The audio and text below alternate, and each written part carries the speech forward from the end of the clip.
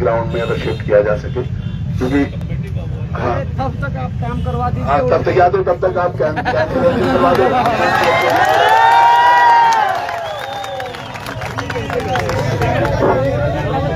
बहुत बहुत धन्यवाद, आप हमारे मध्य है। किंतु एक इस मांग को माननीय मुख्यमंत्री ने तत्काल पहुंचाए और जो युवा यहाँ पर 5 दिन से इस तरीके से तप रहा है, घाम ताप रहा है, उसकी मांगों तक माननीय मुख्यमंत्री तक पहुंचाए और इस पर तत्काल जो है आप हमारे मध्य है। आपका पुनः बहुत बहुत धन्यवाद, आभार। आराम से जाने दे, वहीं से कोई नहीं आराम से जाने मैं तो बोल रहा हूँ गाड़ी बस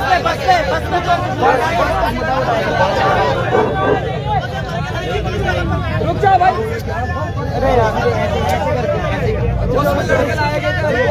अरे बैठ जाओ भाई। सबसे पहली बात तो ये है, हरिद्वार में जिन कॉलेजों में शिकायतें आई हैं उनका कनेक्शन भाजपा के नेताओं से। मैं ये चाहता हूँ पूरे परीक्षा में कितने ऐसे कॉलेज हैं जिनका संबंध भाजपा के नेताओं से और वहाँ परीक्षाएं आयोजित हुई। बिल्कुल ये पॉइंट इसकी लिस्ट हमें चाहिए सार्वजनिक। बिल्कुल जो इससे पहले जांच हुई, अजय सिंह सर एसटीएफ के हेड ने, आपको उस समय बहुत सारी जानकारी दी गई। हकम सिंह गिरफ्तार हुआ, बहुत सारे लोग गिरफ्तार हुए। कानून की धाराओं में ऐसी कौन सी कमी होगी कि वो सुप्रीम कोर्ट से बाहर छोड़ के आ गया। नकल कानून बना तो क्या गारंटी है कि वो दोबारा बाहर नहीं आएगा। मैं ये कह रहा हूँ कि अगर सरकार के कानून में, बीएनएस में नकल माफियाओं को पकड़ने में सक्षम नहीं है तो आप जनता के सुपुर्द कीजिए, उनका एनकाउंटर कीजिए। जम्मू कश्मीर के हाई कोर्ट ने कहा है कि एक बच्चे की जिंदगी बर्बाद करना अटेम्प्ट टू मर्डर है। बिल्कुल सही। मैं ये कहना चाह रहा कप्तान साहब से, आपकी तो प्रशासनिक मजबूरियां हैं, आपको ट्रांसफर होना है, किसी प्रमोशन चाहिए। अशोक खेमका जी बनना सबके बस का बात नहीं है। 24 साल में कप्तान आप लोगों की प्रशासनिक मजबूरियां हैं। ट्रांसफर के लिए 2 करोड़ 5 करोड़ का देना पड़ता है, हम समझते हैं इस व्यवस्था को, लेकिन ये मुद्दा नहीं है सर, ये व्यवस्था का मुद्दा है। मैं ये कहना चाह रहा हूँ, ये व्यवस्था का सवाल है, मैं व्यक्तिगत नहीं कह रहा हूँ किसी को। मैं ये कह रहा हूँ कि अगर प्रशासनिक अधिकारियों की मजबूरियां हैं तो इन नकल माफियाओं को जनता के हवाले कर दें, हम इनका एनकाउंटर कर देंगे और हम मर्डर की धारा है। बिल्कुल नाना सही बात है। आपने कहा कि आपके पास जो भी इनपुट है आप हमें दीजिए। अगर मैं किसी आईएएस अधिकारी और सीएम के किसी खास व्यक्ति का आपको इनपुट दूं, क्या एसआईटी इतनी सक्षम है कि उनकी जांच कर पाए? अगर मैं मुख्यमंत्री के परिवार के किसी व्यक्ति की संलिप्तता का सबूत दूं कि इस चीज की क्या गारंटी कि उनकी जांच कर पाए? तो मैं ये कह रहा हूँ कि राज्य की जो प्रशासनिक बॉडी है वो सक्षम नहीं है इस व्यवस्था में जांच करने में। हम किसी को व्यक्तिगत टारगेट नहीं कर रहे, क्योंकि हमने झेला है। इससे पहले हमने आपको इनपुट दिए, बहुत सारी दिक्कतें हुई, ना तो एसटीएफ की पुरानी रिपोर्ट बाहर आई। लोक सेवा आयोग में भी कई अधिकारी हैं जिनके हम आपको नाम दे सकते हैं, उनकी जांच नहीं हुई। यूके SSSC का पूरा स्टाफ क्लीन स्वीप नहीं हुआ। तो आप बताइए कि युवा कितना सब्र करेगा? क्या कल को उसके अंदर अगर धीरे धीरे उग्र भावना भड़केगी तो कहाँ जाएगा? कौन इसकी जिम्मेदारी लेगा? माननीय जिलाधिकारी जी कुछ कहना चाहते हैं?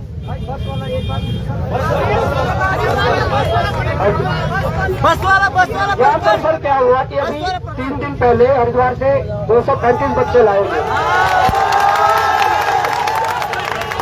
और हमने उन बच्चों के माँ बापों से भी बात की। उनका कहना है कि उनका बच्चा फर्स्ट सेम और सेकंड सेम का विद्यार्थी है, BA, BCom, BSc कर रहा है और उनको यहाँ लाया गया एकता बिहार धरना स्थल पर। वहाँ नारेबाजी कराई गई कि परीक्षा परिणाम जारी कराओ, संज्ञान कौन लेगा, और वहाँ बोला गया कि निष्पक्ष और सारी चीजें हुई है। मैं चाहता हूं सर, कालनी में एक आपने अभी अभियान चलाया था देहरादून पे, उत्तराखंड पुलिस ने कालनी में कुछ फर्जी दादाओं के लिए। सही बात है। तो ये लोग भी कालनी में अभ्यर्थियों की श्रेणी में आते हैं, इन पर मुकदमा होना चाहिए सर। वो लोग जो प्रकार का षड्यंत्र कर रहे हैं कौन है? तो धन्यवाद। आप एक बार डीएम साहब को लास्ट बार सुन लीजिए।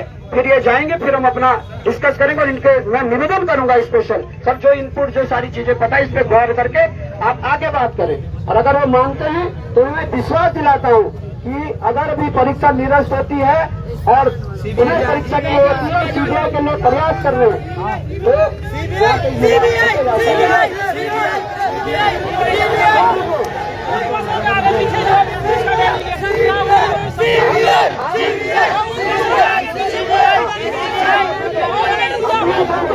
डीएम साहब को सुन और उन बसों को पुलिस की सुरक्षा में देहरादून पुलिस की सुरक्षा में वापस ले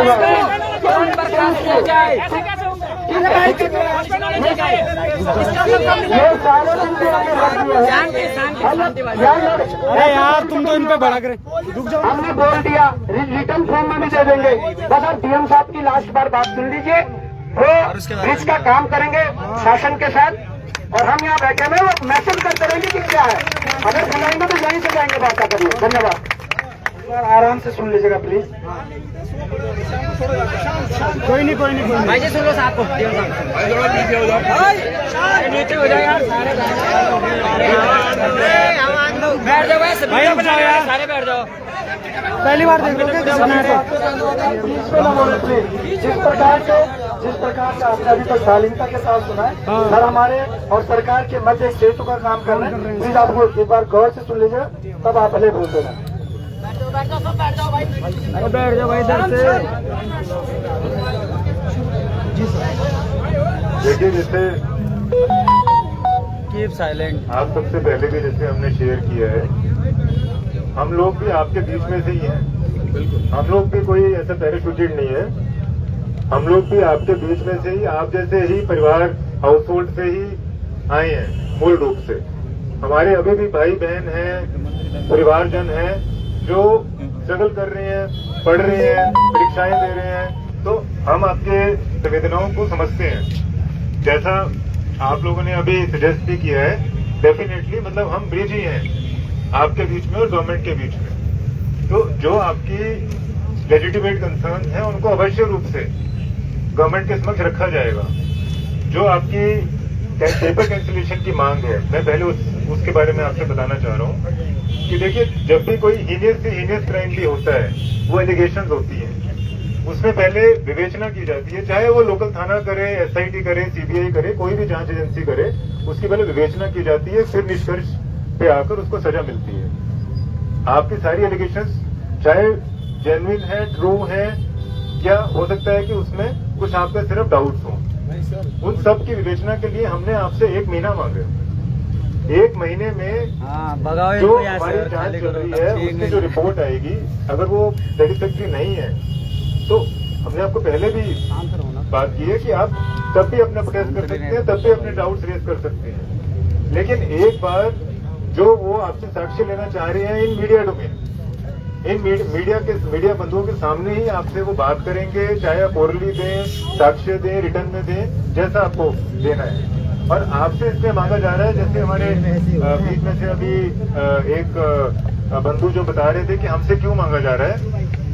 जो जांच एजेंसी है वो तो कर ही रही है अपना काम, लेकिन आपकी सेटिस्फेक्शन के लिए कि हमारे पास एक एडिशनल एविडेंस था वो नहीं मांगा गया। जब हम ओपन इंक्वायरी बोलते हैं, ओपन इंक्वायरी या आयोग गठित करने का मतलब यही होता है कि पब्लिक से फीडबैक और एविडेंसेस ले लिए जाएं, इसलिए आपसे मांगा जा रहा है। तो 1 महीने के बाद जब उनकी जांच पूरी हो जाएगी, पब्लिक से मिल लेंगे, छात्र छात्राओं से मिल लेंगे, उसके बाद भी यदि रिपोर्ट आपको संदिग्ध लगती है या इनकम्प्लीट लगती है, तब आप अपना जो डाउट्स है, प्रोटेस्ट है, विरोध है, वो कर ले। और अभी ये जो परीक्षा हुई थी इसको तो अभी हमने स्टॉल कर ही दिया है, ये हम अभी आगे नहीं बढ़ाएंगे जब तक वो जांच रिपोर्ट समक्ष नहीं आती। तो मेरा आपसे ये निवेदन है कि ये जो आपका ये जो करियर का ये जो टाइम है, ये प्राइम टाइम है। इसमें आपको जो अपना प्रोटेस्ट के जरिए मैसेज कन्वे करना था वो आपने कर लिया, जो आपने मैसेज कन्वे करना था वो कर लिया। उस पे जो गवर्नमेंट ने वाइडन करनी थी जांच स्कोप, वो कर लिया गया है। जहां तक सीबीआई की आप बात कर रहे हैं, देखिए जब आयोग की रिपोर्ट जब आ जाएगी और उसमें हमको लगता है कि नहीं, इसमें हमारा आमजन संतुष्ट नहीं हो रहा या जांच में कुछ कमियां हैं, सारे एस्पेक्ट्स पे कवर नहीं हो पाया या सक्षम नहीं था हमारा जांच एजेंसी सारे एस्पेक्ट को कवर करने के लिए, तो उस तरफ भी सोच लिया जाएगा। ऐसा कोई उसमें रूल आउट नहीं किया गया कहीं से, किसी भी स्तर से जो आपकी मांग है सीबीआई जांच के लिए, उसको भी ऐसा कोई रूल आउट कर दिया गया कि वो अड़िग है कि नहीं जाएंगे वहां पर।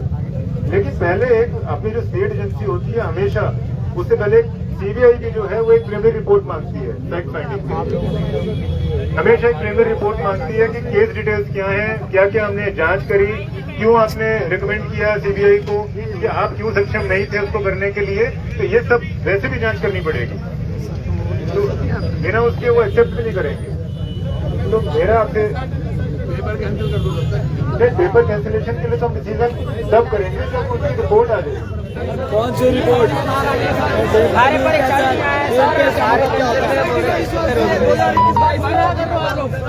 इनका कहना है प्लीज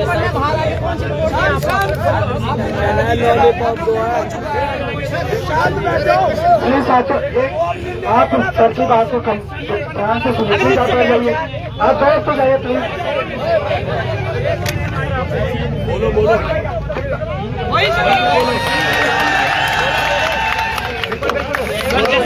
सर जैसे मार्तोली जी का कहना है कि सिर्फ 3 पेज बाहर आए और पेपर लीक नहीं माना जाएगा। सुनो भाई सुनो 3 पेज सिर्फ बाहर आए तो पेपर लीक नहीं। अरे भाई शांत हो जाओ भाई, आपके हिसाब से भी यही है, पेपर लीक नहीं माना जाएगा।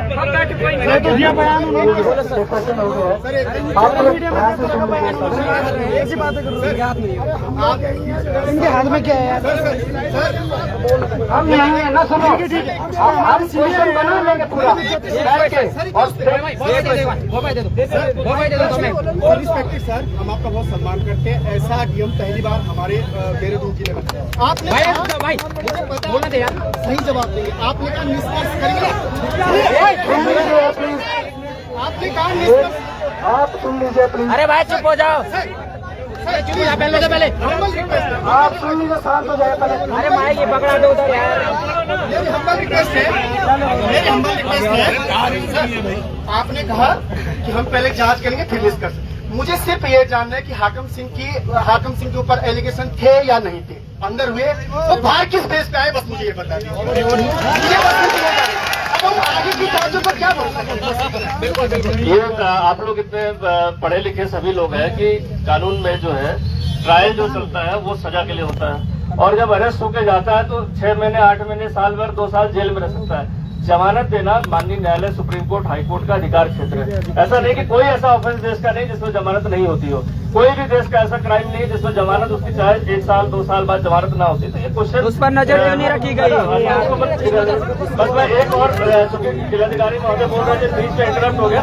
मैं आपको एक और जो फैक्ट बताता हूँ, शायद अभी यहाँ ना पता हो, 2022 में भी सीबीआई जांच के लिए हाई कोर्ट में पिटीशन फाइल हुई थी, वो इन्हीं ग्राउंड पर खारिज हो गई थी कि उसमें इन्वेस्टिगेशन में बताया गया सच्चू से। इसीलिए जो जिलाधिकारी महोदय कह रहे थे वो है मेरे पास, वो इसलिए कह रहे थे कि एक बार जब इंडिपेंडेंट फाइंडिंग आप लोग के सभी के पूरे प्रदेश के छात्रों युवाओं की शिकायतें लिपिबद्ध होकर उसकी प्राथमिक जांच कर ली जाएगी, तो वो आयोग उस पर सक्षम होता है कि हाँ मैं इस चीज को किस लेवल तक रिकमेंड करूँ कि इसमें किस एजेंसी की जरूरत है।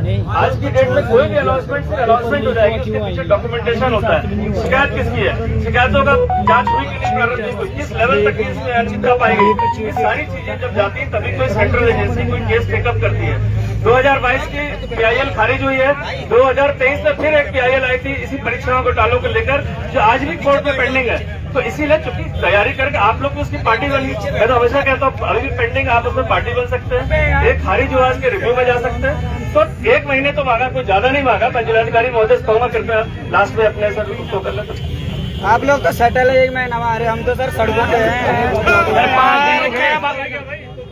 मैं आप सबसे आंसर ही नहीं दिया भाई, उसका पेपर नहीं करनी है। हमारे करियर का प्राइम टाइम है, जो हमारी परीक्षा देने की एज होती है वो लिमिटेड होती है, और ये इस अवधि में इसका बोल रहा भाई, फैमिली में हमारे साथ जो डेस्टिनी होती है, डेस्टिनी किसी के साथ भी किसी भी तरह का प्ले करती है। तो जब आपको ये अवसर मिल रहे हैं, आपको अच्छे दिन मिल रहे हैं, हाँ मिल रहे हैं।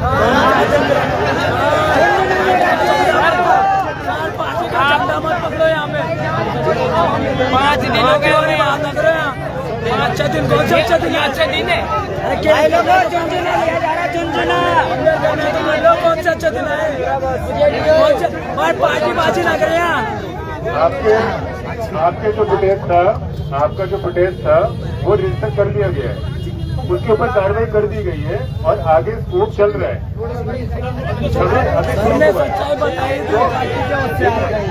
जो रजिस्टर है और जो इफेक्ट है उसके लिए आपको थोड़ा सा समय मांगा है। बिल्कुल समय देने का तो मतलब तो आप अपना पढ़ाई में ध्यान दीजिए। ना हम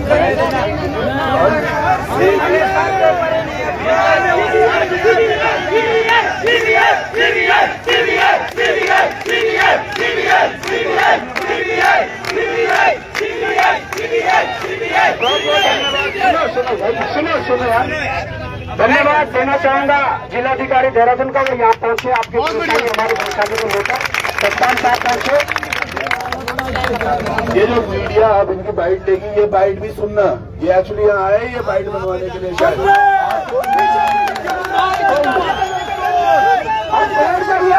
अब इम्पोर्टेंट बातें करनी है, बैठ जाइए, आप बैठ जाइए, आप बैठो। जितने लोग पीछे हो भी आगे आ जाए यार, मंच खाली कर दें। अब बातें होगी।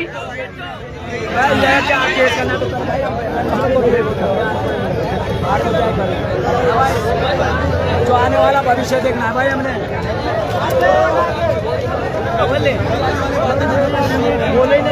भाई जो बातें हुई है उस पर बातें होंगी। अब बैठिए, आप बैठिए सब लोग।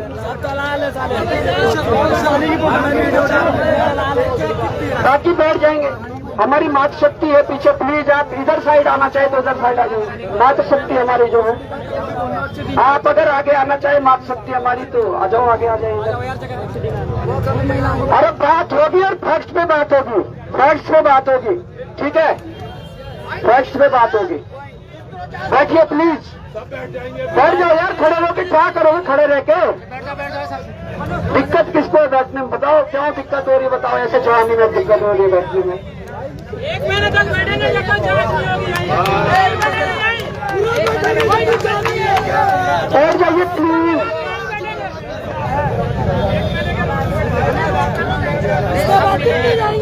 रिपोर्ट यहाँ आएगी तब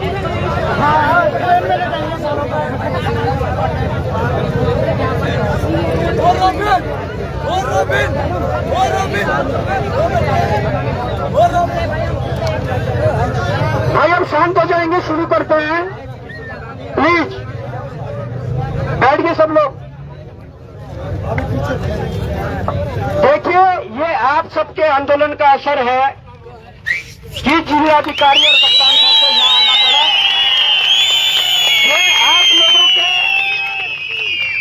ये आप लोगों के आंदोलन का असर है कि आज पूरे 13 जनपदों में बहुत बड़े मात्रा में युवा विरोध कर रहे हैं। आप सबके इस आंदोलन का असर है। दूसरी बात है कि 1 महीने का टाइम ये बता रहे हैं। छोड़नी पड़ेगी, क्यों? छोड़नी पड़ेगी। 1 महीने का टाइम क्यों ले रहे हैं लोग? भाई जब तुम्हारे नकल रोधी कानून में लिखा हुआ है कि अगर कोई भी एक आध प्रश्न भी बाहर आता तो लिख कर माना जाएगा, तुम इस पर क्यों नहीं चल रहे? अपना ही कानून में तुम मान रहे, बताओ। सबसे पहले तो ये डिसीजन हो जाना चाहिए। इन्होंने कहा कि हम जांच करेंगे, 1 महीने तक देखेंगे। मैंने डीएम साहब से प्रश्न भी करा था, मैंने कहा विषय जांच का है ही नहीं, विषय कैंसिल करना ना करने का है ही नहीं। विषय ये है कि भाई जब आयोग पे विश्वास नहीं रहा, इस प्रतियोगी परीक्षा में, इस पेपर में विश्वास नहीं रहा, तो तुम कितनी भी जांच कर लो, लोगों के मन को कैसे तुम खुश कर पाओगे, लोगों को कैसे विश्वास दिला पाओगे? तो तुम क्या कह रहे हो भाई कि 1 महीना में डिसीजन लेंगे? अरे जब विश्वसनीयता नहीं रही, करते रहो तुम जांच, 1 महीना लगे 2 महीना लगे। पर जब विश्वसनीयता ही नहीं है तो एक ही सॉल्यूशन तो है कि युवाओं का विश्वास कैसे वापस पाओगे? निरस्त करके दोबारा पारदर्शी कराओ, यही तो एकमात्र रास्ता है। भाई मैं बता रहा हूं, चलो जांच भी कर ली, इन्होंने बोल लिया नकल है, 1 सेंटर नहीं 2 सेंटर पे हुई, चलो इनको भी चिन्हित कर लिया, यहाँ भी दोबारा करवा लिया। जो लोग जिनका सिलेक्शन रुकेगा ना, मलाल जिंदगी भर रहेगा कि ना नकल हुई थी, पेपर लीक था इसलिए नहीं हुआ। तो कल का दिन किसी के दिल में ये मलाल न रहे इसलिए इसका सीधा सा सॉल्यूशन है पेपर निरस्त और दोबारा और सीबीआई लाइए। अभी लास्ट में कप्तान साहब कह रहे थे कि पूर्व में भी पिटीशन डाली गई थी और वो क्यों कैंसिल हुई। तो मैं बताना चाहता हूँ, समय ज्यादा हो गया था वो जय, पर मैं बताना चाहता हूँ, लाइव देखेंगे कि वो इसलिए कैंसिल हुई, एक वकील के द्वारा लगाई गई थी और केवल अखबारों के कटिंग के आधार पर वो लगाई गई थी पिटीशन। क्या अखबारों के कटिंग पर एक्सेप्ट होती? आप बोली पावर को कहते ना, जिनके पास आईटीआई में जानकारी है, यूपीपीएससी से मेंस की कॉपियां मांगी गई है, जिस मेंस की कॉपी में पहले नंबर कुछ और होते थे और उसके बाद एक एक कॉपी में 17, 18 नंबर काट के इंडेक्स में भरे हुए नंबरों को काट के फिर आगे नंबर लिखे, इस आधार पर सीबीआई जांच होगी कि आयोगों के अंदर चल क्या रहा है, इस आधार पर होगी। और वो अखबारों की उस पर पिटीशन लगा दे केवल इसलिए कुछ लोग आते हैं, कुछ लोग, अरे यहाँ मंच पर कुछ लोग इसलिए भी करते हैं जल्दीबाजी कि कई बेरोजगार संघ न डाल दे, कहीं कोई और फैक्ट्स के साथ ना डाल दे तो एक्सेप्ट हो जाएगी, इसलिए पहले डाल दो और वो एक्सेप्ट ना हो तो उसे बाहर कर दो, फिर ये जा ही नहीं पाएंगे। ये भी रणनीतियां होती है सब शासन और प्रशासन के द्वारा। दूसरी बात, जो मैंने ये 20 पन्नों की एफआईआर लखनऊ से लाई है, लखनऊ से मंगवाई है, इसमें ये जब लखनऊ में गिरफ्तारियां हुई इनकी 19 में, उसके जेल से छूटने के बाद देहरादून में सेटल हुए सब, और देहरादून में सेटल होने के बाद इन्होंने यहाँ के आयोगों से मिलके, यहाँ के नकल माफियाओं के साथ मिलके इन लोगों ने काम शुरू किया। और जिस दिन से ये कांड हुआ 21 तारीख से 22 से धरना हुआ यहाँ, उस दिन से इसमें से कुछ लोग फरार चल रहे हैं। क्यों चल रहे भाई फरार? तुम्हारा तो कोई संबंध नहीं है, क्यों फरार चल रहे हो? आप जाओ इनके घर में तफ्तीश मारो, ये फरार है। तो मैं कहना चाहता हूं कि डाइवर्ट करने के लिए कुछ भी किया जाएगा, और वो कहते हैं कि तुम्हारे कैरियर का सवाल है, ये पढ़ने का समय है। मानता हूं उस पढ़ने का समय है, मैंने दिया ना एग्जाम्पल।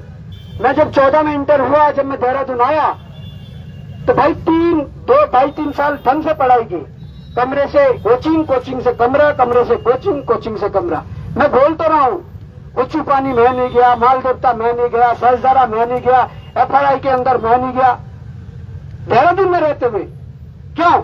माल देवता अभी गया मैं, जब बाढ़ आई वहां, तब इसलिए गया कि मैं अभी लोकसभा लड़ा तो मेरा वो भी क्षेत्र पड़ता, तब गया मैं। और एक बच्चे के उस समय को तो देखो जो सब कुछ त्याग कर देता है केवल अपने पढ़ाई के लिए, अपने एग्जाम के लिए, और ये कहते हैं कि ये हो जाएगा तुम्हारे कैरियर का। अरे कैरियर बनाओगे कैसे जब पारदर्शी सिस्टम नहीं होगा? कैसे बनाओगे कैरियर बताओ? जब हर बार तुमने 1-2 नंबर से बाहर करना ही करना है, मैरिट इन्होंने अपने हिसाब से लगानी है।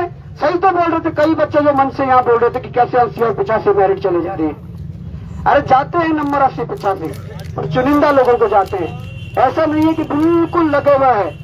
90, 89.50, 89, 88.50। तो मैं ये थोड़ी होता है भाई, 1-2 लोग अपवाद हो सकते हैं, 2-4 लोग अपवाद हो सकते हैं, वो 90 भी ला सकते हैं। बस तुम्हारी पूरी श्रृंखला वहां से शुरू होती है नीचे तक। बताओ तो पढ़े लिखे तुम लोग हो सब यार, हम पढ़े लिखे हैं, इन लोगों की तरह अनपढ़ नहीं है। जो इनके मंत्री जो अंगूठा टेक है, कहते हैं अरे पेपर लीक नहीं हुआ, बस 3 पेज बाहर आए। तो इनके प्रदेश अध्यक्ष कहते हैं अरे भाई पेपर लीक नहीं हुआ, अभी तो पेपर ही बाहर आया है, अभी रिजल्ट थोड़ी आया। और तुम क्या चाहते हो? रिजल्ट भी बाहर लाना चाहते हो अभी? तो ये तरीका है। और फिर वो जाते जाते बोला कि अब SIT काम कर रही है और जो रिटायर्ड जो जज है वो आगे है। तो रिटायर्ड जज के बारे में मैंने बता दिया भाई, रिटायर्ड जज के बारे में बता दिया। रिटायर्ड जज के बारे में मैंने बता दिया कि वो क्या है। वो सरकार में भी पदों पर रहे हैं, सरकार के साथ पदों पे काम किया है। वहां से आने के बाद तो मिली भगत तो होगी, सांठगांठ तो होगी। इनके जो अपने भाई है वो भाजपा के हरियाणा में पदाधिकारी है। इनके जो भतीजे वर्तमान समय में जिला पंचायत अध्यक्ष हैं। तो यार तो क्या चाहिए? ये भाजपा कनेक्शन नहीं है तो क्या कनेक्शन है? जैसे हमारे महासचिव उत्तराखंड बेरोजगार संघ के भाई सजेंद्र कठेर जी ने कहा कि 450 जितने सेंटर थे आप उनकी डिटेल दीजिए, उनके मालिकों के नाम दीजिए। मैं कह रहा हूं 50% से अधिक ऐसे सेंटर मिलेंगे जब भाजपा कनेक्शन मिलेगा। तो किस बात की बात करते हो? अगर एक भाजपा कनेक्शन वाले आदमी के स्कूल से पर्चा बाहर आ सकता है, पेपर बाहर आ सकता है, तो क्या और भाजपा वाले बैठ जाएंगे काम के? क्यों? उन्हें भी पार्टी फंड में पैसा देना होगा, वहीं से तो लेंगे। वो कहां से लेंगे? क्या आलू लगा के टमाटर लगा के थोड़ी देंगे? वहीं से तो लेंगे 2 नंबर का पैसा और वहीं से पार्टी फंड में देंगे। दूसरी बात यह है कि इसके अलावा भी क्या हुआ कि पिछले